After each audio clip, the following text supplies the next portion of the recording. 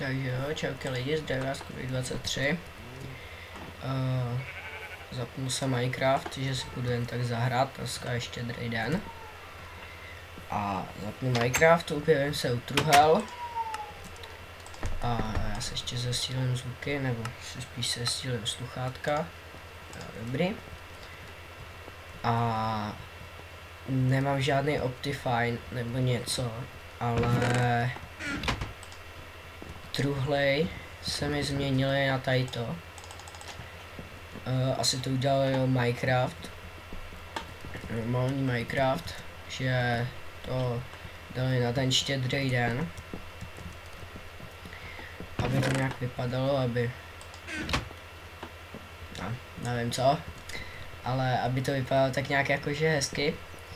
A kdyby to tak zůstalo, tak mně se to upřímně moc nelíbí, protože by to s ničím, no, jakoby neladilo.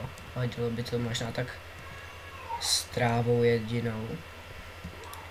A se mi to nějak nelíbí, no, ale doufejme, že to zmizí. A chtěl bych vám popřát rovnou hezký Vánoce. A aby se vám splnilo to, co jste si přáli. Jste dostali, já nevím, třeba jste si přáli počítač a dostali jste, já nevím, nějakou blbost prostě, kterou jste si nikdy nepřáli.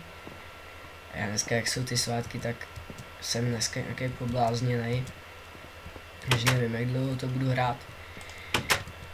No a to si ukončím a budu se vás těšit a přesouváme se s Vojtou na nový channel, jmenuje se TNT Craft.cz, myslím.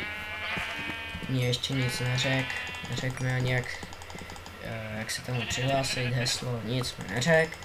Takže doufám, že mi to řekne a hnedka jak to dotočím, tak to tam uploadnu. Takže čau lidi, budu se vás těšit u dalšího videa. Čau.